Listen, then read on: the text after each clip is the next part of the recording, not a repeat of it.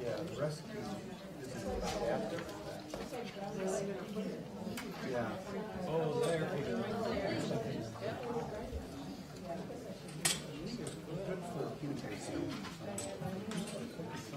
There's another one up in the front.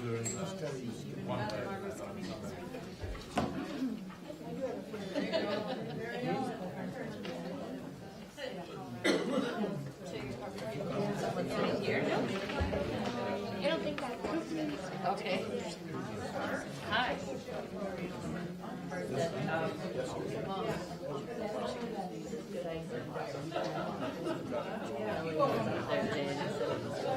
been searching out skating places. Said it was beautiful, like I right off the standpoint. Passage the word, and I saw a picture from Tuscarora around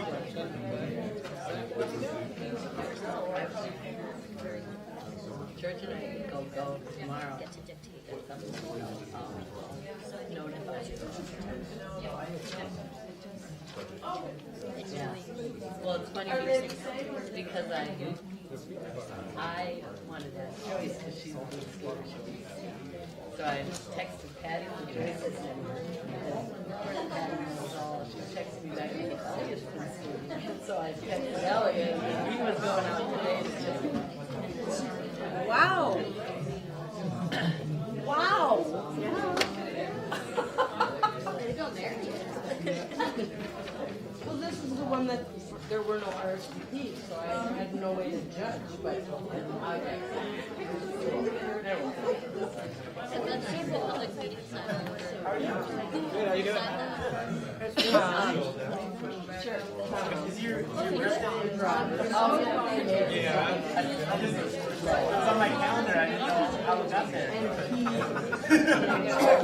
I just saw it coming up. If I make it. Hopefully.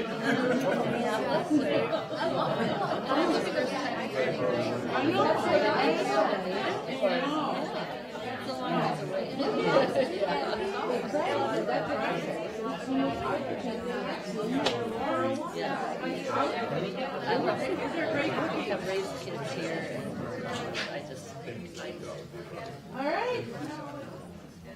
Are you ready, Patrick? Do I need a thing? Yeah, just grab one of the handles. One of these? All right. Welcome, everyone. So happy to see this room filled up again. We had 45 people here, we think, for the session this afternoon. Had no way of guessing how many would come tonight because there were no RSVPs for this meeting. But holy man, I am so pleased to see you all here. Clearly, arts are important to our Cook County community. This is great. Give yourselves a hand.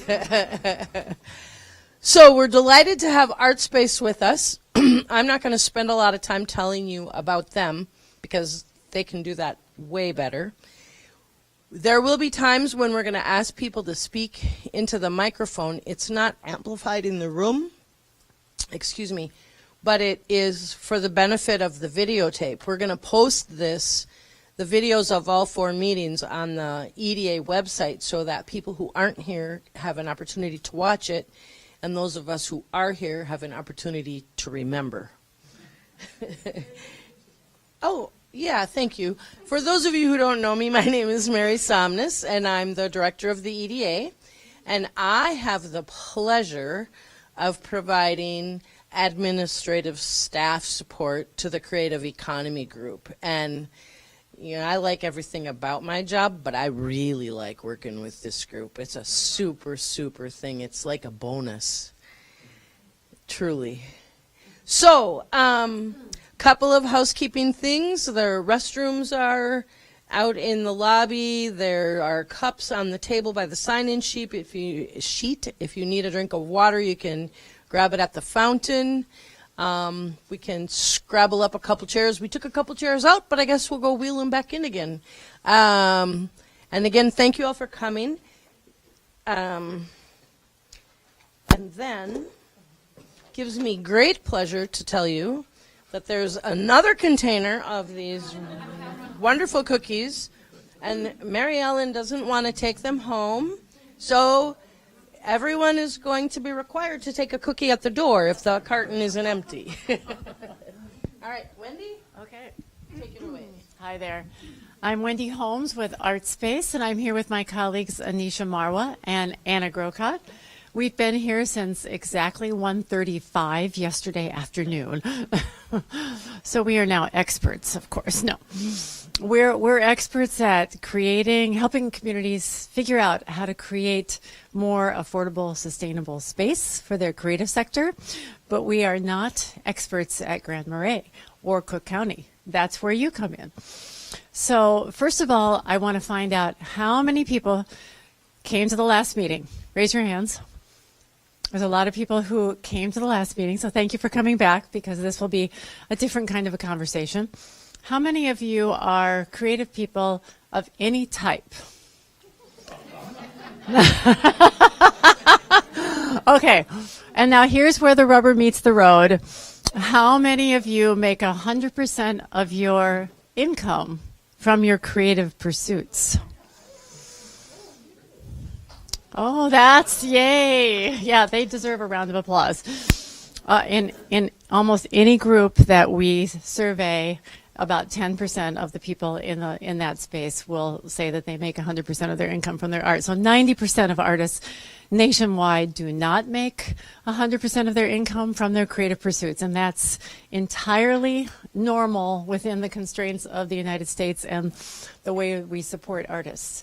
So that is often why artists, in order to exist in communities and make them more lively and vibrant and interesting places to be, need a little bit of help to be able to stay in those creative places.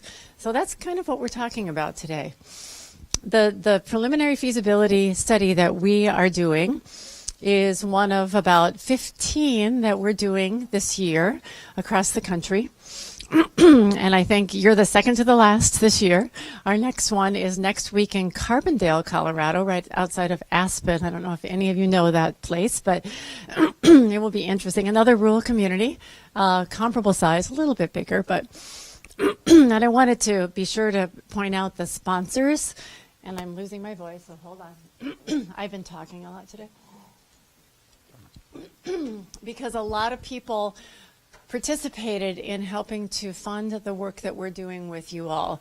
Individuals, foundations, the county, the city, many people participated. And sometimes it takes an entire community to make these things happen.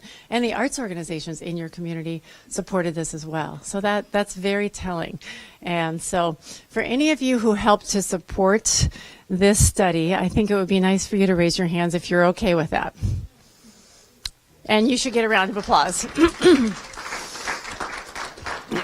So thank you.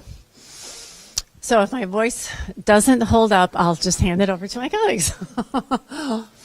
During a preliminary feasibility study, we do a series of focus groups with different stakeholder groups. And the first stakeholder group, of course, the most important one for us in the study in many ways, is the arts and creative community. And that's what we did from 4 to 5:30 this afternoon. You are the more general public, but you also represent the arts community clearly. Tomorrow we're meeting with civic leaders and people who represent the county and the different towns and townships in your community, in the county. And then we're also meeting with other business owners and business leaders in the county as well. So we like to get as many different perspectives as we possibly can, as well as from funders and financing organizations, because we like to talk about if something were built, how would it be funded? You know, we've done this 46 times across the United States, but every single project is different. We did a lot of site tours. I didn't count the total number, but Mary, do you know that total number? Of course. I'm like 28? Yes. Okay, thank you. And the point of this preliminary feasibility visit or study is not to pick a site or to determine a site. It's really to get an idea of where a space could be created that has a combination of different types of spaces that you all need and want in this community. So it's to give us an idea. So it's the beginning of that. And then obviously we're having the public meeting tonight. So thank you for showing up for the public meeting.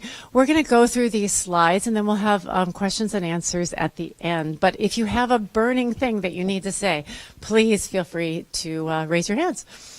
So our mission as a nonprofit is to create, foster, and preserve affordable space for the creative community, for artists, for creative people, and for creative businesses, entrepreneurs, as well as nonprofit arts organizations. Next slide. And we were established in 1979 by the city of Minneapolis. We still are based in Minneapolis, but as you can see, pretty soon on the map, we work all over the country. We're in 30 cities and 19 states. And we do more consulting, actually, than we do development. But we are more known for the development work that we do. So in our portfolio of buildings across the country, we have many live-work units for artists to live and work with their families. We have lots of over 300 creative enterprises and businesses in that portfolio. And then we also have a lot of community space, general use, flexible use community space for the residents of our buildings. So we have consulted on a lot of different things. In addition to doing these feasibility studies, we also consult with arts districts, with cities who are doing planning initiatives, with arts organizations who are thinking about moving into a new space, for example. We worked with the Duluth Art Institute a couple of years ago when they were trying to figure out, do we stay in our space in the depot or do we move up to the other space in Lincoln Park? Thank you. So the process that we go through is to get to a development. Whether or not we're the developers or not, we always do steps 1 and step 2 if the community is interested. So the step 1 is the preliminary feasibility study that we're doing right now. Step 2 is a market study where we look at the data and collect data on how many creative people need what kinds of space. Before you can go to a bank or any funder, they're going to want to have data, right? This visit is a way of collecting sort of informal information from the community, but this study really gets to the data itself. And then from there, we start talking about how can a project be developed once we understand how many creative people need what kinds of space and what can they afford to pay. So some of the space types that we've heard are a priority in your community that came out of the last focus group are live, work, affordable housing space, visit space for visiting artists and professionals in the arts, working studio space was number 3, and number 4 was a contemporary art gallery. So those were the 4 top things that came out of an exercise that we had the creative community focus group do with us. Does any of that surprise you? Okay, yeah. So we did an economic impact study of our own about 5 years ago and hired someone from the Humphrey Institute at the University of Minnesota to help us quantify what is the benefit of these spaces to the individual artists themselves, and what is the benefit to the community. So for the artists, what we notice is that they became more productive as a result of living in these supported communities. They made more income from their art and their creative pursuits as a result. Didn't have to hold down as many other jobs in order to pursue their creative pursuits. And it also enhanced their professional reputations by being in these places and spaces with other creative professionals, if you will. And then in terms of the communities, we were often bringing properties back on the tax rolls. We were also, artists often helped to create safer, more livable neighborhoods without causing gentrification, which is pretty interesting and a whole other story in and of itself. artists attract other artists, right? So if you have a lot of creative people in your community, it attracts more creative community. These projects often anchor arts districts that didn't exist before and either become informal or formal arts districts. The Lower Town area of St. Paul, for example, where we did our first and third projects, that's a historic district, but everybody thinks of it as an arts district. So because there are so many artists living and working there, it became one of those naturally occurring arts districts without having to be called an arts district.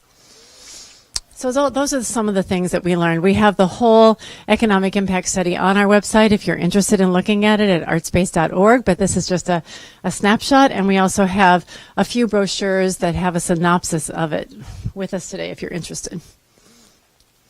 This is a map of where we work across the United States. We still have a lot of concentration in the Midwest and in Minnesota. We've probably done our most experimental work in Minnesota. In addition to doing mixed-use live-work projects, we've done a makerspace, we've done single-family homes for artists, we've done other kinds of spaces for artists. And here is a snapshot of some of our work in the Twin Cities metro area. Lynn here is has a space in the Grainbelt bottling house, which is, why am I not finding it? You're right here. And that has a lot of artist studio space and other business spaces in those two buildings. This is the Chicago Avenue Fire Arts Center, and Anna will go through other pictures and tell you more stories about these projects, but just to give you a snapshot, because some of you are probably very familiar with these. And then in Greater Minnesota, we have our first Minnesota out of Minneapolis project was in Duluth, the Washington Studios. Our second was in Fergus Falls, Minnesota, where we converted an old hotel called the Cadets. And then in Brainerd, we converted an old junior high school, the Franklin Junior High School, into an art center where there's live-work space on one wing and artist space on the artist studio and nonprofit arts organization space on the other wing. And then most recently, we opened up our first, I think it's our first riverfront project in Hastings, where we developed this new construction mixed-use project on the riverfront on an old tannery site. Yes, there was a little bit of environmental issues with that particular site. So you all have done a cultural plan. How many of you were involved in the cultural plan? Okay. Thank you for being involved in that. So out of your cultural plan, you came up with 4 principles. You wanted to tell the story, work together, place make, and implement. I think those are really important things to think about. So on the next slide, we get more specific. Oh, go back 1 second. I forgot to mention that the economic impact of the arts in Cook County is $10 million a year. And that's just nonprofits. Yeah. So that's very significant. You should be very proud of that. Yeah. So in terms of telling your story, you wanted the story to be authentic and true to who you are in Cook County. You wanted to develop and fund an arts and culture marketing and PR plan that would help the entire arts community, and figure out how to use technology to help market artists' work so that they could sell more work. And then in terms of working together, you had 3 goals. You wanted to develop and formalize a community vision to support arts and culture. You wanted to support collaboration and organizational development, and then support business, economic, and professional development of artists as well. I'm sure all of you know an organization called Springboard for the Arts that's in St. Paul, and they do a lot of professional development for individual artists and arts organizations. I don't know if any of you utilize their support, but I think that's the kind of thing that you're getting at when you're talking about support for individual artists. And then placemaking. That's a very important piece of this, right? And that's kind of where we're focused right now, is on the space piece. And how do you develop affordable workforce housing that provides options for all kinds of residents, including artists and younger residents? How do you develop short-term housing for the many, many, many professionals and artists who come to your community to work at the Art Colony or the North House Folk School or the theater, etc. And then put together a plan to design and build those facilities. So those were some of the goals that came out of your placemaking initiative in the cultural plan. So there are 6 components of the community-led development process that we do at Artspace, and Anna is going to take it away now and talk about what those 6 components are and then break it down for you. Yes, thank you. So when we are asked to look at a new community-led development project, whether it's Artspace as developer or someone locally or some an organization looking at their own development, we suggest looking at these 6 components to determine what those building blocks are to create a successful project. So the first one being project concept. What's the big idea? What are you building here? What do you want to build? What's the market for this type of project? And when we're talking about arts market, it's not how much does a painting sell for, but it's who is looking for what kind of space, what's the rental market or the ownership market for space. Local leadership, who's going to make these projects happen and then continue to be stewards and operators over the years. Funding and financing, how do these projects come together and again continue to operate. Potential sites, where can a facility or where can these arts activities happen that make the most sense and provide a catalytic effect even as well. And then alignment with broader community goals. So how can you look at an arts facility project that's not only about the arts, but what other goals that a community might have might be solved or addressed by this type of project. So we know and we've found that artists and arts organizations are the problem solvers. So getting them involved in thinking about some of the broader community issues is always kind of in the fabric of what we do, and we encourage not only artists to get involved, but also cities and other civic leaders to look to the creative community when looking to further all sorts of goals. So getting into more depth with each one, project concept. Within the realm of what Artspace has done and what we've developed quite a few different kinds of space, and I'll give some examples of these types of spaces for you to get some ideas of what might be needed, what might be wanted here in Cook County. So one that Wendy talked about that where Artspace is very well known for is this live-work space. And this term live-work means something a little bit different to everyone. And there's certainly live-work projects that look very different to the kinds that Artspace has developed. And of course, we're always tweaking our model a little bit as well. But when Artspace talks about live-work, we're talking about space for an artist and their family to live, and then having additional square footage to create as well. So when we're creating space, we're not saying, here's your studio over here and here's where you live over here. It's saying here's an extra 150 to 200 square feet within your dwelling unit that allows you to have a place to create. Now when we tour our buildings after artists have been living there for a while, they all look very, very different depending on the art form and the personality and the family structure. So a photographer might have a big sort of backdrop set up in their living space, which has a very prominent place in this artist's unit in Pittsburgh. But a writer, you might walk in and say, well, all right, well, it just looks like an apartment, and that's okay. Some artists live in their bedroom and create in the larger space. I've seen other artists who have kind of messier work, or I'm thinking of a painter who was creating his own frames. He actually lived in the sort of large living space and had the quote-unquote bedroom be his workspace so he could close the door. So it always looks a little bit different. Moving on, so community space. This is space always is flexible in its uses, in its description. In an Artspace project, the community spaces that we create are not rented by any one person or group. They are for the tenants to program or create a calendar of events for themselves to do arts events, and then also invite the outside community in to use as well. So some examples of uses of our spaces would be for performances or readings, in sort of music and plays.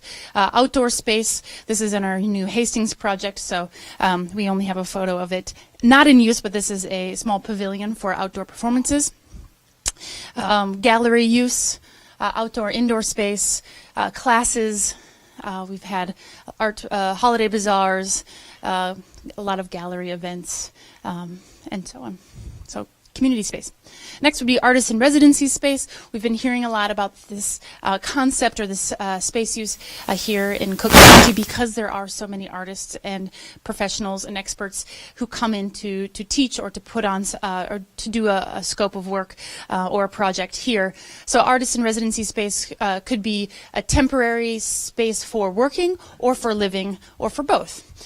We have an example of artist in residency space in a couple of our buildings, but most notably in Detroit, or excuse me, ooh, they'd be so mad. Dearborn, Michigan, which is kind of the nook of Detroit, where our project is right across the street from the Arab American National Museum, and they bring in a lot of visiting international artists, and they have an artist in residency space in our building for those visiting artists to stay and be a part of the local arts community while they're doing their work in town. Creative workspace, these are general terms to mean a space for artists specifically to work. So an individual artist or perhaps a group of artists renting a space where they can close the door and get to work. So that could be visual art, it could be movement or performance art, it could be craft or a small business, it could be more digital work. This is an example of our creative workspace project in Northeast, in Minneapolis, at the Grain Belt buildings. Moving on. Collaborative space, again, this is an umbrella term that would fit makerspace, fab labs, co-working space, any of these types of spaces where there's shared physical space, shared equipment and tools, and also a sense of community and education that goes along with it. The example that we have we have a couple examples. The first is in Minneapolis at the Chicago Avenue Fire Arts Center. This is on Chicago Avenue and 38th Street, which in South Minneapolis was a really sort of troubled block in that neighborhood. And a couple of local artists from that neighborhood, very close to that intersection, said they really wanted to not only have a place to work, but they wanted to have an impact on the block and have a really positive impact in this historic structure that was on a rough corner. So this is an old silent movie theater that had its second life as an auto body mechanic, and now its third life back in the arts realm as a fire arts center. So this is for any art form that requires high heat, spark, or a flame. So there's blacksmithing that goes on there, glass slumping, jewelry making, neon sign making. And they offer a host of classes for the community, but they also have for fire artists have membership programs, so you could pay a monthly due and have access to this space, the equipment, the safety gear that is either too expensive or in this case too dangerous to have in your own home. So this idea can happen in various other art forms, of course, as well. This is an example in our one of our newest projects in El Paso, and that's a fab lab where they have more fabrication space. So it's a little bit less messy, dirty than the fire arts, but still a place where artists don't have to take on that monthly rent, but can still have a place to work, to share equipment, thoughts, and ideas. And we hear this often when it's and in the artist focus group as well, when it's artists who've taken the class, and while they were in that class or while they were in university or while they were in art school, they had all these amazing opportunities to use tools and equipment and these wonderful studios, but once they've graduated or once the course was over, where am I going to do this? Where am I going to do, where am I going to fire my pottery now that I don't have this class? So that's sort of the gap that these types of spaces can fill. So retail space, when we talk about retail, we're not talking about any chain stores, but we're talking about ways that small businesses and nonprofits and artists can find ways to sell and offer services to the public. So in a couple of our projects, Fergus Falls, we've got the art gallery, a retail art gallery, coffee shops for sure. Those are very arts friendly. So we say artist retail, but also arts friendly. So coffee is definitely amongst that. We've got a couple wine bars in our projects. We've got a frame shop In Seattle, we have a bilingual Vietnamese daycare center because there was a lot of families and in a Vietnamese neighborhood, and that was a need that was expressed by the community for creating more space for the community and for the artists who lived in the building. So a broad range of artist retail or creative retail. Performance and event space. So there's a lot of different kinds of spaces that fall under this umbrella again. So both the place to view a performance, but also dressing rooms would be part of that support space. Rehearsal and classrooms to put on these shows. This is an example of the Kohl Center in downtown Minneapolis on Hennepin Avenue. It's actually a 3-building complex where it's the Old Masonic Temple, which was also known as the Hennepin Center for the Arts, and the old Schubert Theater, which had been a block and a half over here. Artspace picked it up, moved it on rubber tires. Guinness Book of World Records, heaviest building moved on rubber tires, moved like a glacier across the street, and was put down next to the Hennepin Center for the Arts. And then we did a new construction to infill between the buildings to provide both a lobby entrance and then an additional dance studio above. So longer story with the move of this theater, but it was a way to solve Roger's nodding, a larger community goal and issue that was to move that theater. Right? When we first got the building, I said there were 2 risks when they were moving it. And I said the first is that it will fall apart when it's moved. And they said the second is that it won't. Yep. Yeah, I don't think we'll be doing that again anytime soon, right? So if you've been to Minneapolis recently and you take the light rail in, or if you're on the light rail, there's a stop right here. The Hennepin and 5th light rail stop is right here. So sort of transit oriented. So, of course, that's not an exhaustive list, but those are some of the ideas to get you thinking about what we're talking about when we're talking about an arts facility. So with the arts market, which is the second component, so who's looking to be renting or using or attending arts uses in these spaces? Continue on. I always like to start by defining artist because it's not always clear. And if you do a Google search of the word artist, you see a cartoon of a guy with a beret, with the easel, and he's painting. Like that's what art. That's what comes to mind. That's what comes to Google's mind when you say the word artist. But we know that definition is very limited, and Artspace tries to challenge ourselves and challenge the communities that we're working in to be inclusive in the term artist. So this is really just a list of a representative list, not exhaustive, of fine artists, visual artists, performing artists, industrial artists, craft artists, graphic artists, I'm trying to think, education artists, arts administrators, people in the creative fields. We really are constantly learning about new forms of art, culinary arts, I don't want to forget, and increasing our definition as we go, especially when we work in new communities and we start to learn about what's going on. And often my colleagues at Artspace talk about how when we first started working in Duluth, how we learned as an organization about canoe building and how important that is as an art form and should be recognized as such. So I would say the most important one is that et cetera at the bottom. So it's growing and so on and so on. Amenities. So this is part of what we asked the artist focus group earlier. And if we continue forward with any kind of survey, these are the types of questions we like to ask. What would make a building or a facility most useful for you or your organization or your business? There's a few commonalities that we've seen across the country and that we know that are important to artists and arts organizations. So we put a few up here. So green space, we heard about gardening, how important that is here in Grand Marais. Slop sinks for visual artists, commercial kitchen as an example for performing arts and dance, especially the sprung floors, but also performing artists looking for kind of wide open space for rehearsing and staging shows. Kilns, of course, and other kinds of equipment that allow you to do specialized art forms. Local leadership.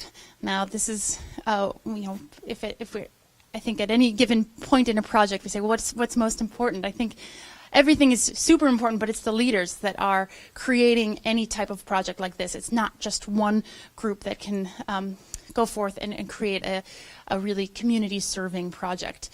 So as some examples from our work, working together with the anchor tenants who have the vision, with foundations who can help support this type of work, the local communities, the city leadership, philanthropies. You can continue on to the next slide. So this is who we want to talk with when we're here. We've met with the artists, as we've said, this afternoon, and we'll continue to meet with other stakeholders, such as elected officials, staff and economic development professionals that are very important for figuring out how the pieces to make these projects come together. The arts, creative, and cultural leaders, of course, to have that vision and that passion to bring something forward. The funding and the finance, the business to figure out the money. How are we going to pay for it? But then, of course, it's important to talk to the broader community as well and to say what kind of input, what kind of feeling is out there for this type of space. Partly because it's part of who you are, and we want to talk about this as a community project, but also as an artist myself and understanding the artists that we've been speaking with, that artists are always interested in who's going to come to see the show, who's going to come and shop in the galleries or participate in the classes. So what is the broader community? Continuing on, thank you. Funding and financing. The best way I have to explain this in a little bit more detail is to give some examples. So all of Artspace's projects are public-private partnerships. They come together with a long list of sources to capitalize these projects. I would say in most cases, for an Artspace project, it's about 80% public sources and 20% private sources, but there's always exceptions to that rule. One exception is Hastings, but we wanted to put another recent Minnesota project as an example. And this is just a summary, of course, of sources. So the top 5 are the public sources. For Hastings, we were very fortunate in the ability for us to get a large percentage of low-income housing tax credits, which is a federal program but administered by a city or a state or a county, and Dakota County happened to have a large ability to fund this project through that program. So we were able to fund 83.8% of the project through low-income housing tax credits. So that's for that affordable live-work piece specifically. Also, Dakota County offered up some more support via a HOPE loan. And then the second 3 were really focused on brownfield, the nature of the site. So because the site along the river used to be a tannery, there was a lot of chemicals in the soil, so there was a lot of remediation that was needed to be done. So there was funding from the state of Minnesota, from Met Council, and from the city of Hastings, who matched the grant from Met Council to clean up the land and then went into the capital stack. On the private sources, a residential first mortgage is customary for Artspace to take out a loan to help pay for the building, but we want to keep this as low as possible because as a nonprofit who's providing space for affordable rents, that we want to keep the debt as low as possible to make sure it operates in the black, and that there's no need to go back to the community to raise more money. And that is something that Artspace is known for and is quite proud of, that want we fully fundraise and capitalize these projects before they ever break ground, and do it in such a way and plan in such a way that we don't have to go back to the community asking foundations for money year after year. They operate in the black in the long term.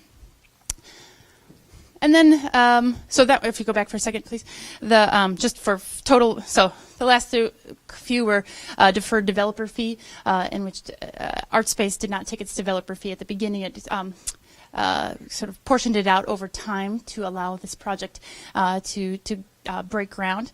And the Artspace sponsor loan was a philanthropic sources. So that was altogether a $12.5 million project, mostly public sources.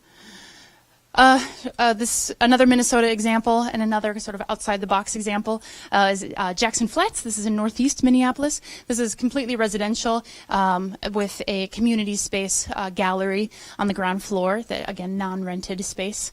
And this also had a large portion of the budget was from low-income housing tax credits. We also got funding from the city of Minneapolis, home dollars. We also got money from DEED and Met Council. So that's the set of public sources. And then for this one, there wasn't a big philanthropic piece to fill in the gap, but it was that mortgage, so taking out a loan. Other state of Minnesota funding sources. This is a list just that we know from working throughout the Twin Cities and greater Minnesota, but we've already sort of started a list of other sources in from the core group and from our meetings so far. So, yes. Oh, yes, my apologies, and I'm actually going to ask Wendy to say how many spaces with the... So Hastings is 37 units, residential units, and 3 commercial units, or spaces on the ground floor. It's a gallery, oh shoot, so new, I haven't visited it yet. What is it? The outdoor amphitheater, and what was the other commercial space? Oh, a store that sells small batch, like honeys and jams, and local produce. And then a community space. Yep. And then Jack Flats is 35 units of live work housing, a lot of 2 and 3 bedrooms, so it has a lot of families in it. There's a little playground, there's a community garden, and then a large community space that the artists who live in the building program for their events and happenings, and either in the performing arts or the visual arts, whatever it may be. And we failed to introduce our board member, Roger Opp, who happens to live in Hovland. And so he's here, and he used to be the chair of the finance committee. So if you have any really tough questions, you just send them right over to Roger. But we're happy to answer any questions about financing, too. Yeah, thank you. Good question. I forgot to say that. And I'll also say that just if there's curiosity, on our website, we list each project and how big they are and sort of a broad overview of budget for that. Potential sites, as Mary said, we've visited or drove by about 20 sites yesterday and today, and again, not looking to choose anything for Artspace or for anybody else. We're just giving feedback what might be able to happen in these types of sites, and give some ideas based on our experience in other states. And some of the criteria or sort of categories of what we'll be giving our feedback on is location. So where is it in terms of where the arts activity already is? In terms of downtown, is it walkable? Is it scenic? Is it the gateway? Where is it? Size and how that relates to what the market might be. Accessibility. Acquisition, so what the price is, and if it's going to be an affordable project, that site acquisition piece is very important. Adaptability to project concept, so where a residential project might go is very different to where a makerspace, especially if it's an industrial makerspace, where that might be most appropriate. Alignment with broader community goals, so we'll get a little bit more into that, but what if a goal of Cook County and of Grand Marais is increased walkability, or 12 months out of the year activity, or I'm trying to think of some other things that I've heard, sort of supporting the arts community and the affordability of what's already here. How can a site affect that, depending on where it is and what kind of site it is? Yes? Since you're not going to mention it, the upper picture is in Manhattan in Spanish Harlem. Mm-hmm. I was there for the groundbreaking and after it was done, just to give you an idea of the variety of places. It's an old public school. Could you tell everybody how many applications you had for how many units? Do you remember? There's 52,000 applications. Oh. Yeah. Yeah. 90 units. Yeah. Yeah. So the waiting list is quite long. Yes. Yeah, and Mayor Bloomberg was there for the groundbreaking. Yeah. Yeah.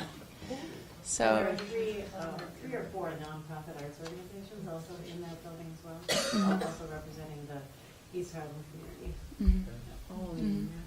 Yeah. So come visit. Oh, and so while we're talking about the photos, thanks, Roger. This is the traffic zone building. This is where our offices are. So if you go to the Twin Stadium in Minneapolis, in the North Loop neighborhood, you can wave hi to us. And this is where Artspace started, was the warehouse district of Minneapolis, which in the 70s was really not inhabited by anybody but some of the artists, well, the businesses, the industrial businesses, but then the artists started to move in and to these old warehouses and make them cool and make them safe, and then would find that the rents would often go up. And I think, did you go into the story at all? I don't want to be repetitive, but this is what this is why Artspace was founded, to make sure artists have a place to stay. And even when the neighborhood changes around them, like the North Loop neighborhood of Minneapolis has changed so much in the last few decades, that there's still a place for them to live and work. So this is artist studio spaces, which actually they're in a cooperative that co-own the building with Artspace. So they're mid-career artists that have studio space. The bottom floor is retail, and there's a couple creative businesses in addition to Artspace's office. So with potential sites, just in terms of what we look at and what we're looking for, we're not only looking at historic buildings, though that is how Artspace sort of cut its teeth on doing this historic renovation. We know that that's not always the most appropriate for the concept, and it's also not, there's not always these warehouses available in every community or historic buildings available.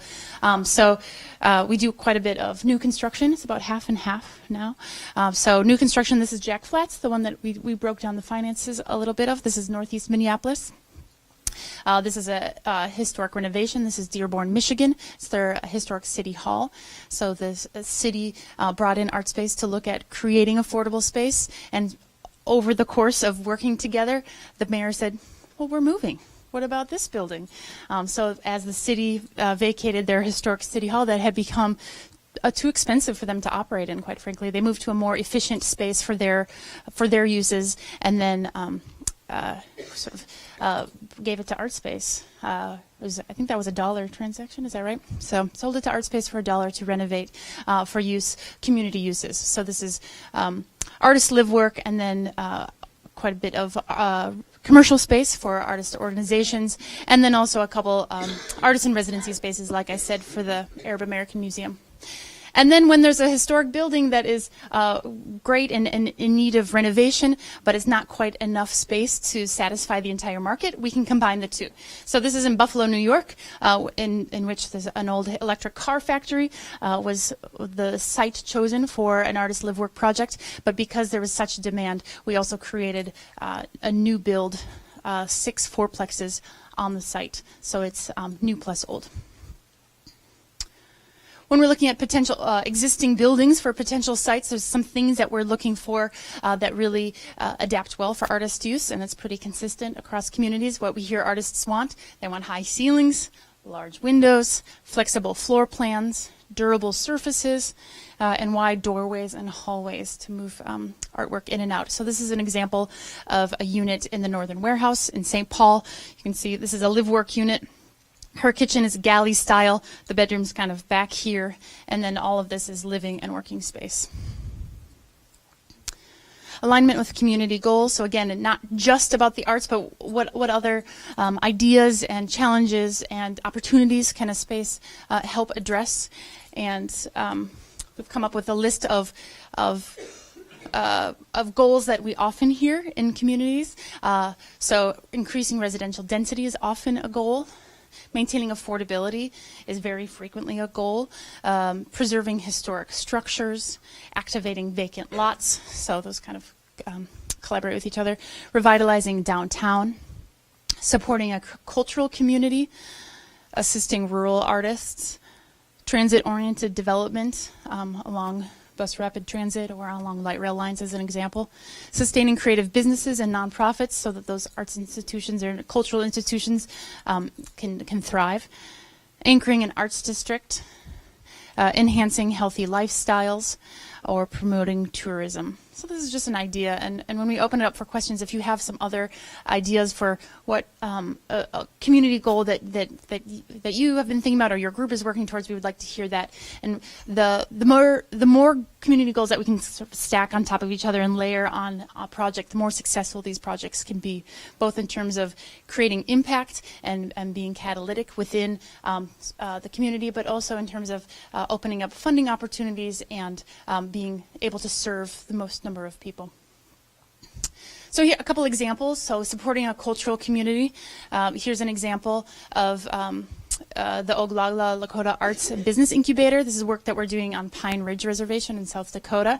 So this is a sort of a two-pronged project.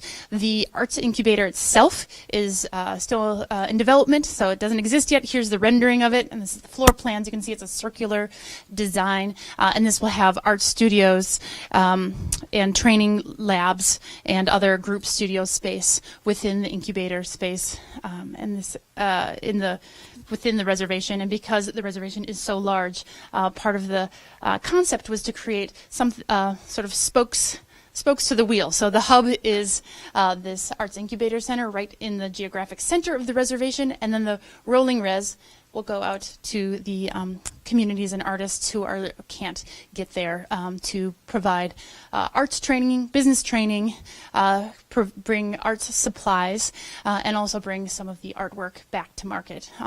So creating that through line. So that's one example of supporting a cultural community. Here's an example in Loveland, Colorado, of two major goals that the community brought to us. One was sustaining creative businesses and nonprofits. There's a large foundry in Loveland and a large sculpture community there. And part of the goal of this project is to have another incubator, but an incubator space so that those businesses and organizations would have a place to thrive. Also, preserving a historic structure was sort of the initial reason that community group called Artspace, because this beautiful feed and grain building was a very vulnerable building, and they said, "Can you help us save this building? Can you do artist live workspace here?" And we said, well, we don't start with a building. And we looked at a bunch of other sites and kind of came back to this one and said, it's not appropriate for the project concept, right? It's not appropriate for artist live workspace.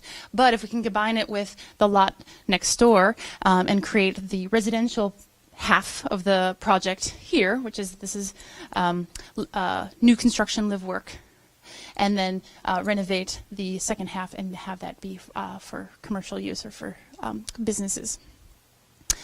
All right, so those are the 6 components of what we're looking at and what we are gathering feedback on. So as you think about any sort of questions or comments, I want you to, kind of remember back to what I said, half hour ago, and if there's any questions or comments, please bring them up again. But just so you know that our next steps are to, after tomorrow, we'll go back to Minneapolis and we'll put our notes together and put together our findings and recommendations and provide a report back to the community, and that will be finalized in January. And then we'll give both our findings but some recommended next steps for where this initiative can go. But with that, we'd love to open it up to you all for some of your questions or feedback. I know a lot of you were or some of you were at the Arts Focus Group, but especially those that weren't, we want to kind of hear from you, questions and comments. And should we do microphone? Yeah. Okay. Mary, are you willing to? If I move around, it will be better for me. Okay. So when you do a live workspace, how do you determine who's an artist and who gets to live there? That's great. So the question, I'll just repeat it. So for the live workspace, how do you determine who's an artist and who gets to live there? So it's a two-step process. So if it's with the Artspace model using the low-income housing tax credits, the first step is the sort of income qualification application as any project that serves a low-income housing tax credit project. So this is 30 to 60% of the area median income. This is the target market, and so it's workforce housing. So with that application, people can self-identify. There's a little box you can tick, I am an artist. And if you tick that box, your application kind of goes to the front of the pile, and those who are income qualified move on to the interview process. So how do we decide who's an artist or not?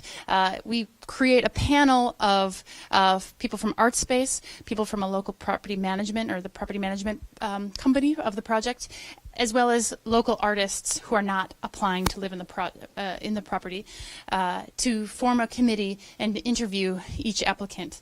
And they ask the same set of questions. It's all approved by Fair Housing, but really it's getting at, do you have a commitment to your creative pursuit or craft? You don't have to show that you make income from it. You just show that you have a body of work that you're working on over time. So a portfolio or a reel for a performer or manuscripts as an example. And then also the other questions have to do with commitment to living in a community of creative folks. So that's how that's how they're chosen as they're admitted during the LISA process. So Artspace does not get into the business of saying good art, bad art, or even art, not art. Also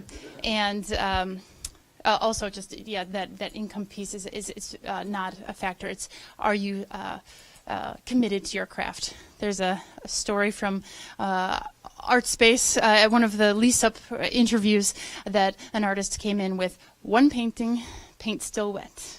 Yeah, I'm an artist.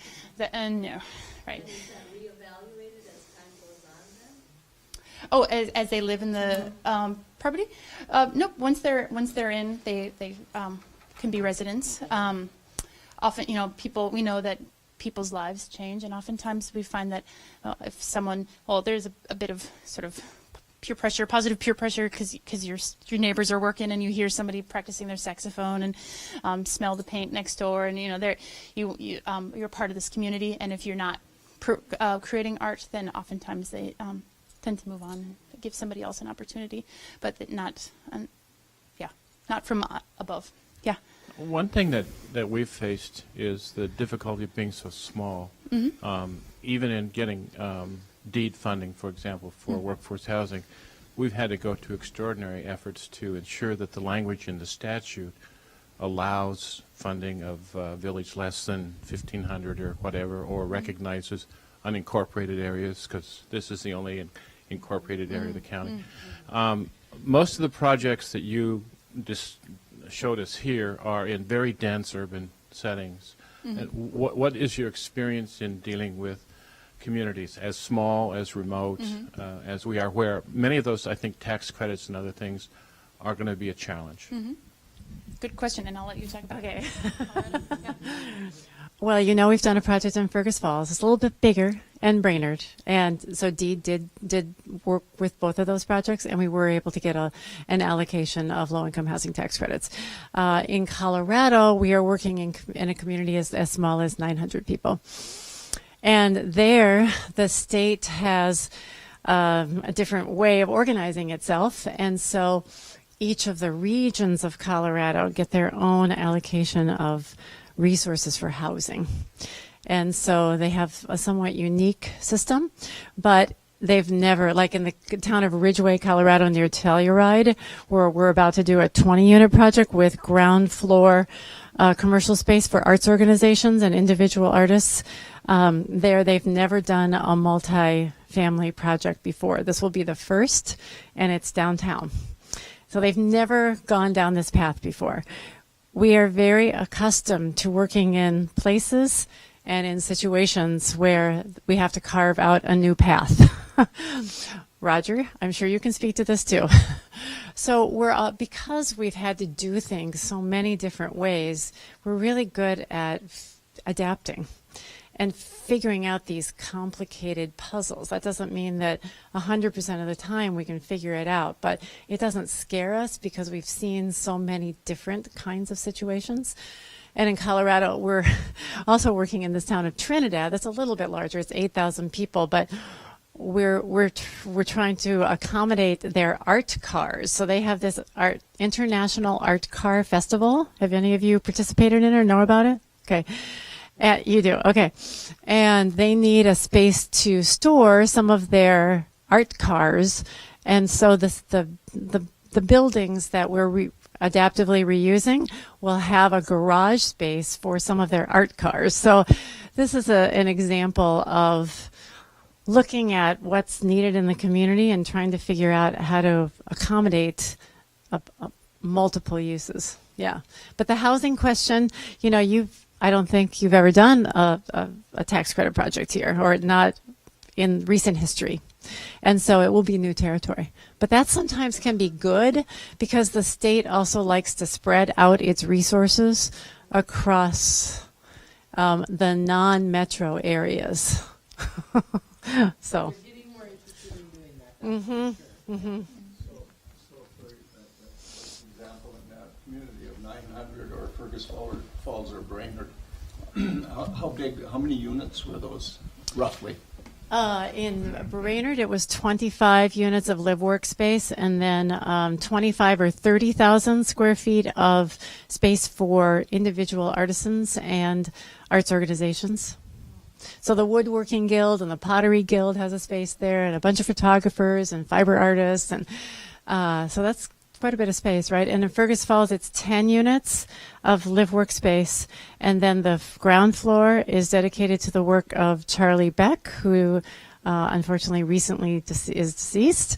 He's a wood block artist, and then the lower level is music class practice rooms for a local music school, and then a couple of artist studio spaces. So it's a combination of things. It's right across the street from a theater. So there's an arts hub right there. There's a 350-seat theater right across the street. Yeah.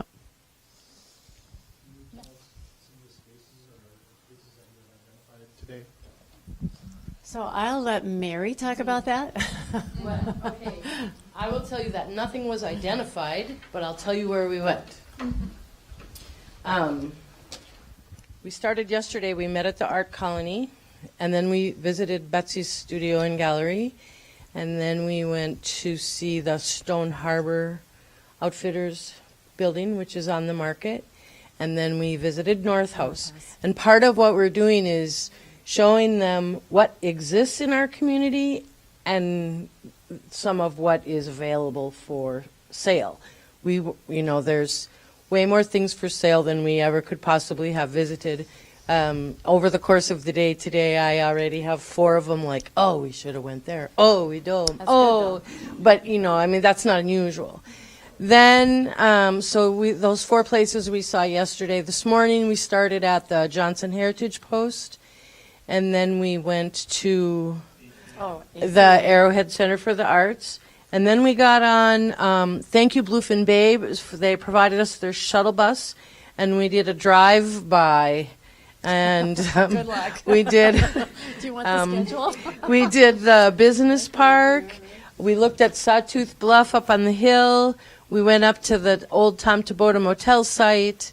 We did a cameo appearance at WTIP. We ran down to the rec park. We looked at the empty lot between the Blue Water and Sievertson Gallery. We went out and looked at the Coast Guard Point. We pointed out the corner where City Hall is located and that building as a potential redevelopment site. And we pointed out the, what's it called? Bill. Century Freight Building, right across the street from the co-op. Oh, and the empty lot where the Seawell Motel used to be. And then we had lunch. The stop by the Stevenson Gallery, and then we went out to and then we went to Hill Haven, and then we went to see the Concrete House in Hovland. And then we came back and we started having meetings. Then we started working. So, clearly there are other. I know that 8 Broadway is for sale. I know that Jill's got space. I know that, virtually everything is for sale. But, we've only just begun. And as these guys keep on reminding us that this isn't really just about the building. It's first about who are we? What do we want? What do we need? What can we afford? Yeah. Those things are first. Yeah. Yep. So Well said. Yeah. I've been listening. Yeah. So first Mila and then Beth. I just had a quick question. When you guys looked at the ACA, did you get to go up and see the shop, the wood lab, the welding labs, any of that? It's new? No. Okay, that's something you guys probably want to also look at, because the ACA is owned by the school district and rented to the Playhouse, and they also own those labs, which are very nice and very new and underutilized. So that's something that should be thought about. Interesting. Thank you. My question is it only one project that we could do, or is there a possible couple? The sky's the limit at this point. Absolutely. All right, that's what I want to do.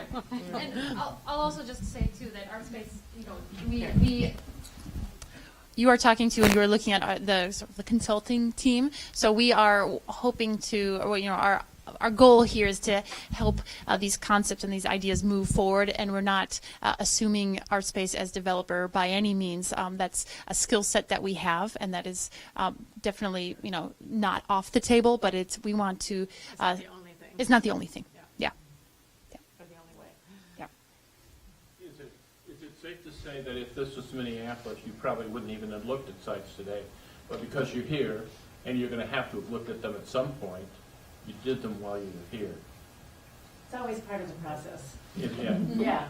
It's partly to provide a sense of feel, a look, what is going on. Exactly.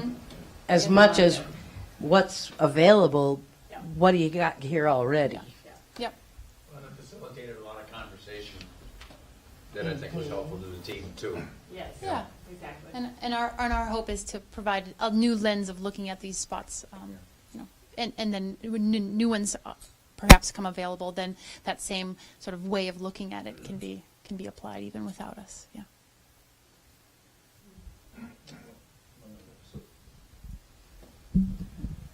So what is the mechanism, if there is such a word, to keep the rents at a low?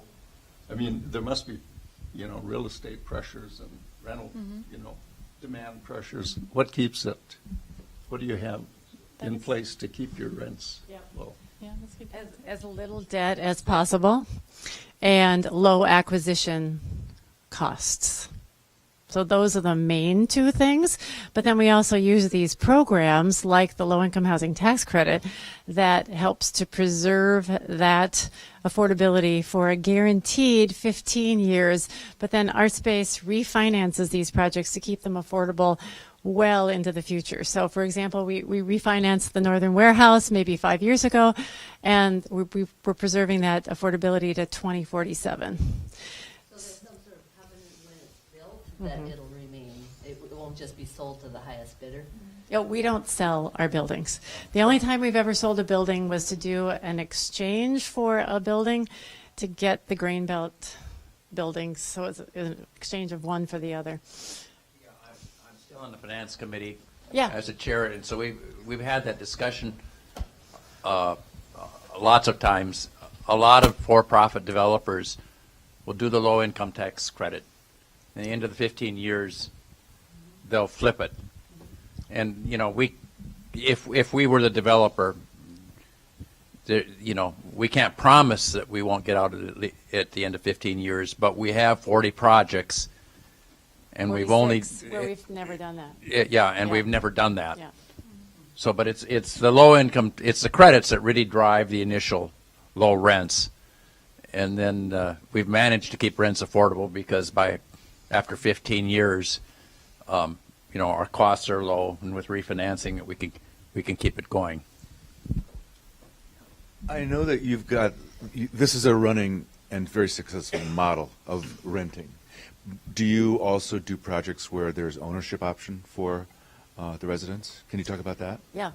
So we have two examples of that. We have, in Artspace's early days, we did a bunch of single-family homes. More recently, which have been sold. More recently, we did 3 single-family homes in North Minneapolis where the tornado had come through the neighborhood, and so there were additional dollars available because of the tornado relief dollars that came in. We don't always want to be ambulance chasers, but sometimes that works. We have gotten flood relief dollars in Minot and, a whole bunch of different things because of that. And then the traffic zone building where we have our offices and artists have their studio space. The 24 artists that have their studio space are in a co-op, and they own 50% of that building along with Artspace. So we're 50-50 partners. So that's another ownership model. It was, but, it's come up time and time again that could be an interesting thing to look at. I mean, we did that project in a very scrappy way, one floor at a time with a lot of labor by the artists themselves. We do it differently today, obviously, but that model comes up as an interesting one that we haven't yet replicated, but would be interesting to look at. I think one of the reasons for not doing ownership is that there's always a temptation to flip the property. Right. For you can solve that with covenants and so forth. Yeah. But I think traffic zone is a real good example. Yeah. The artists are usually successful and make their living from their art and want to stay there. But that building, you were too polite to say that it was surrounded by dirty bookstores and right. peep shows In the day. when we first moved there. But now that property is worth a lot, and I'm sure that the artists we could flip that building and make a lot of money. But it's just not in our culture to do DNA. it. Yeah. Mm-hmm. But what did you have in mind, Richard? No, I would just imagine that your model is more successful because you'll always be able to finance repairs and not have to raise, the money through donations from the tenants. It's all just built right into the rent. Oh, yeah. Giving it to you now. I just wondered if you've had any input from Grand Portage. April Clearwater Day McCormick is a part of the Creative Economy Collaborative, and she called me today while we were at lunch, and she wanted to meet us when we were at Hovland, but it was too hard between her schedule and our schedule to, make that worth, we'll try to meet with you, but we might only overlap for a few minutes. So she has been personally inviting the folks at Grand Portage, and we hope that there will be some representation here tomorrow. But it's a very important part of our economy and our arts culture. And actually, Mary Ellen, do you want to talk a little bit about what you're looking at with the Grand Portage community? Just a little bit. We're talking about having some people trained to do certain, or teaching each other to do certain crafts or arts that will then be marketed at local retail spots. And I've been working with April on that. Retailers saying they want more locally made items to sell. Also, I just want to say real quick about the Cultural Economy Collaborative.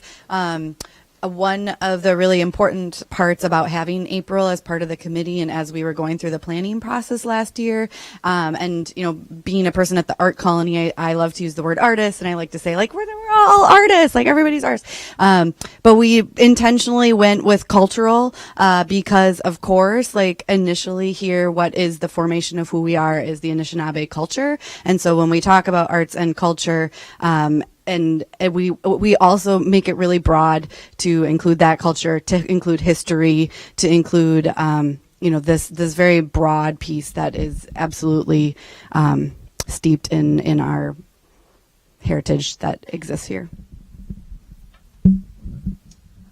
Are you aiming only at low-income artists, or are all, pardon my naivete, or are all artists low-income?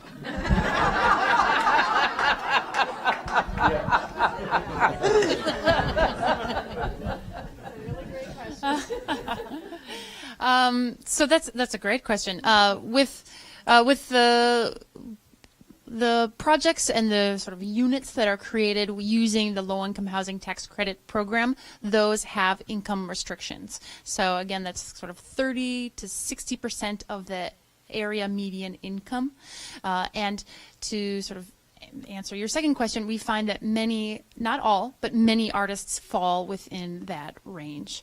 But of course, there are artists that are above or below, and so then that's when we get creative about the sort of other types of spaces and how that could a project could help them. So, for example, some of projects that we've created have a few market rate units so that aren't income restricted. The funding gets sort of more complicated in those cases, but how to provide spaces for other income levels. Also having the community space for groups and artists at no or low cost for other types of uses. And then all of so any space that we're talking about that would be for art studio space or commercial or retail or any non-residential space, there's no income restriction on that at all. So that would be for a broader variety, just to have a business plan. Yeah.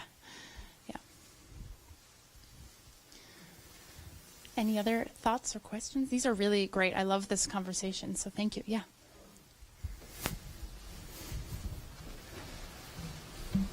Has Artspace ever done any projects that involve K through 12 schools? Any collaborations or partnerships? Not well, where there's space for K through 12 school, or do you mean where the artists have some kind of a relationship, like as faculty or? We have a preschool in one of our Seattle projects for Vietnamese families in that neighborhood. We don't have any particular partnerships with K through 12, although many of the artists who live and work in our buildings are also teachers. Oh, that's true. Yeah. So in the case of our Brainerd project, the school district leases back. So we purchased the building that we're in from the school district, and then they lease back the gymnasium, one of the gymnasium and the auditorium for their high school theater productions. So that's, sort of what you're talking about, but there's not a direct partnership. Are you thinking of one that could be cool? Our art departments our numbers fluctuate. Art is always getting cut. It's kind of underfunded. And the facilities aren't being used as much as they could. And Mila. It seems like there could be some potential. The 8th graders don't get art at all. And that's just at one school. The other schools don't have art programs. And our demographic in Cook County is that we have so many young people versus the older people. It could be a nice cross-culture or intergenerational and cross-cultural connect. Anything's possible. Have you done any collaborations with existing community centers or community center rebuilds? I'm ticking through the 46 right now. Tick, tick, tick, tick. I don't think so. That's another cool idea, though. Yeah. So once you decide and help the community decide, or the community has decided what to do, to what degree do you remain involved with what you've all created? Yeah. So if Artspace is the developer, then we're the owner and manager, and we're the ones that guarantee the preservation of the affordability. And we have asset managers back in Minneapolis that then visit the properties regularly. And then we have a local property management company and sometimes a resident artist who is also a liaison to the property management company. So that's how we stay involved. They're all our babies. And there's about 52 of us now that work at Artspace. Yeah. Yep. On the flip side, that if it's not, that it's deemed that it's not going to be an Artspace developed project, we have in the past worked as technical consultants to help make these help these projects move forward. If a local developer or another organization wants to create this space, then we can provide some, fill in the gaps of expertise. So if it's somebody who knows, the facility side but doesn't know the art side, then we can help fill in that side, or vice versa. One of your early slides showed several steps. The first was the feasibility study, followed by The arts market study. yeah, and so the feasibility study is presented back here in January, and then what happens? So in that feasibility study, we talk about next steps and recommendations. And one of those recommendations will probably be to do an arts market study. So to understand the depth of the market here so that you have quantitative information beyond the qualitative information that you all have. Because you have great anecdotal information, but to capture the entire county, I think it's important to gather the data. Yeah. Is that what you wanted to know about? Yeah, and that is about a 5 to 6 month process because it gets the whole community involved because you got to get the word out, lots of social media. It's a big marketing and PR campaign that goes behind that. Yeah. Yes. I wanted to, I'm one of my hats is in the food business, and cool. I'm on the board of the co-op and own a restaurant in town.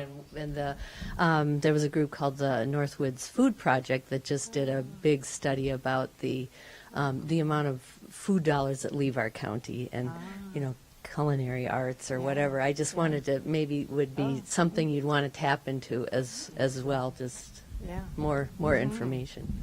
Thank you. Yeah. We see more and more of that happening across the country. Yeah.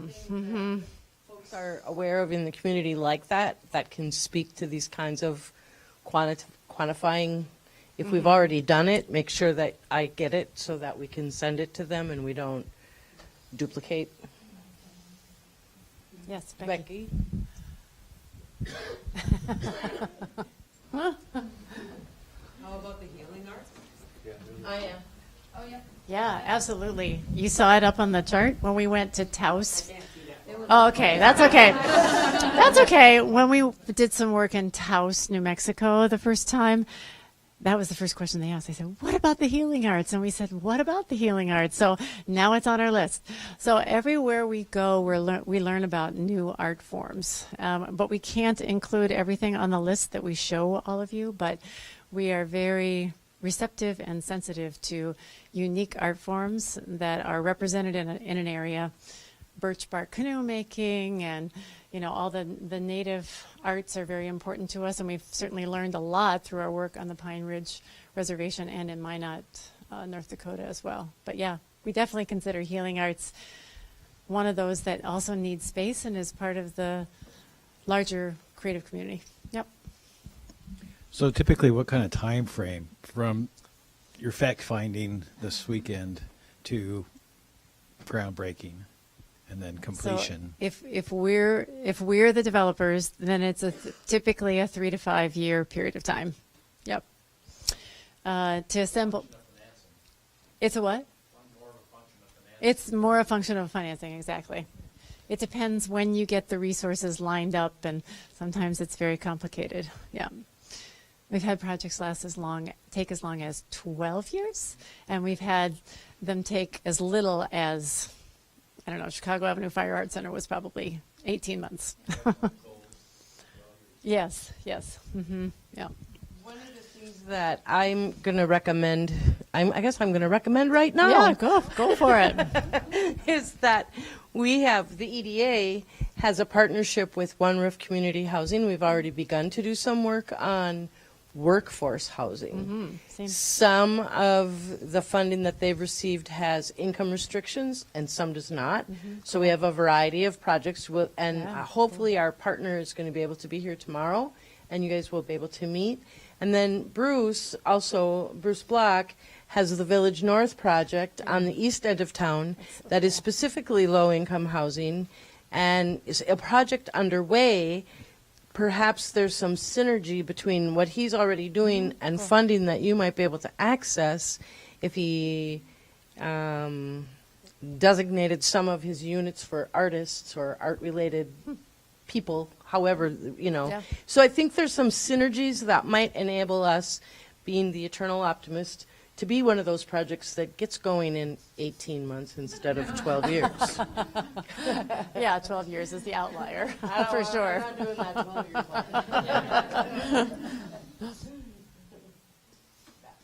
Well, it just strikes me that the city council's meeting tonight, and that space is, that's right, my You're voice is good. loud. That space is sitting there, and that building is old and ready to be torn down, and they're just waiting for their other project to finish until they start the next. But they're ready to do something, and the biggest issue is whether that liquor store is going to stay there or move up to Tom Tavola, or what's going to happen with the liquor store. But I think the rest of the space is definitely a potential, and it's the timing is right, and I think the city council would be very, very interested. And some of them will be here tomorrow for Right. the civic leaders meeting. Yeah. Thank you, though. Yeah, thank you. You talked about a project just outside of Aspen in a community that's somewhat similar size to us. Can you tell us a little bit more about that, the process? Where are they, and just a little bit more about that? So the community outside of Aspen is Carbondale, and we're going there next week. So we haven't started that one yet. But there's a community outside of Telluride where we are starting. And is that the one maybe you were thinking of? That's okay. That's Telluride, Aspen, you know. It's we end up working, well, we're working on this governor-led initiative called Space to create space in 9 rural communities across the state of Colorado that serve the creative community and cultural community there. So the first one is most of the funding is in place, and we're starting construction next spring in Trinidad. The second one, we've gone through the feasibility study. We did the arts market study. This is in a town of 900 at Ridgeway near Telluride. This is where the workers live who can't afford to live in the ski resorts, right? So we end up working a lot of times in these communities where it's still more affordable to live, but there's real estate values are rising quickly because of their proximity to the ski resorts. So there, in this town of 900, there were over 500 individual creative people within a 50-mile radius that were interested in some kind of space. So that blew our minds. That was more than half the town, but of course it also represented the outlying areas as well. And based on the market need, we're doing 20 units of affordable housing. We may be going up to 120% of AMI there because of the kinds of area median income, because of the kinds of tools that Colorado has. And then the ground floor space is yet to be determined, but will be space for working artists. There's a theater company in town that needs additional space. They want some co-working space. So it'll be an interesting mixture of types of things. And it's the town figured out what the site should be right away. And it was a very unusual set of circumstances. But they had in mind this vacant lot downtown, right in the hub of everything. And so they went ahead and purchased that land for this project even before we had completed the feasibility study. It's unusual, very unusual. But because real estate values and prices are going up so much and so quickly in Colorado, sometimes you have to, interventions like that are necessary. Yeah, so we're paying zero for that. The town paid for that land. Yeah. We know that we're in a similar situation. Yes, yep. Yes. I hate to ask Mary to say this, but and that is the housing needs in Cook County, how many units in how many years to meet the need? The housing study that was done for the EDA says that we need to build 25 houses a year for each of the next 5 years to meet our needs. And that's single-family homes. Then there's another number for apartments, and I'm sorry, I don't know that number. But so we're starting with 4 houses this year. We're well on our way. wonder if that counts what he's doing, you know? I don't know. It doesn't speak to replace substandard. It just says we need 25 units of housing. But Mary's being a little modest. If you add the 4 that are started and the 7 they will start next year, and then at least 4, maybe 8, maybe 16 apartments they'll build up there, and the apartments they're going to build in Luton, and the work that Bruce is doing out at Village North, former Gopher Cabins, a significant nick is being put, finally, after decades of frustration, into the housing needs of this county. And the other piece of that is that this is all of a piece. There's a weave to what's happening.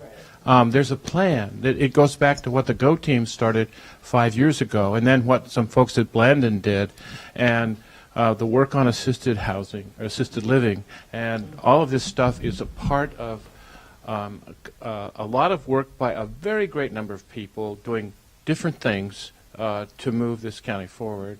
And that needs to be recognized, because often the work goes on in a kind of subterranean way, and you don't hear about it for a while.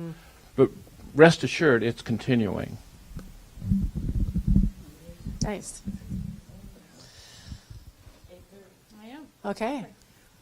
Do you want to close it, or do you want us to close it? Okay. Is there one more burning question? Otherwise, I think we're going to go to the tap room. So if anyone wants to join us. Thank you so much. Thank you so much. Yes. Really, really wonderful.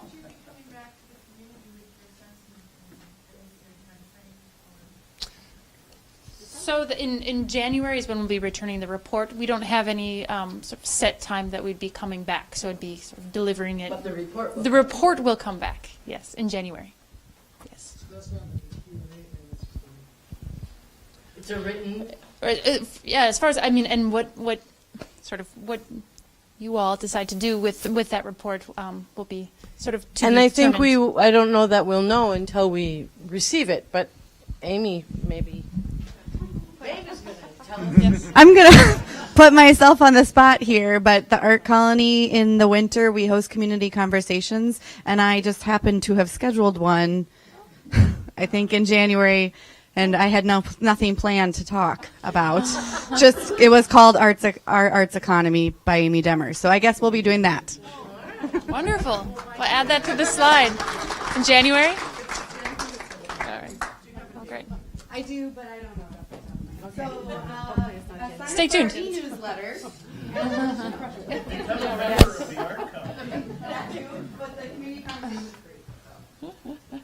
All right. Thank you all. Have a great night. This is great. Yeah.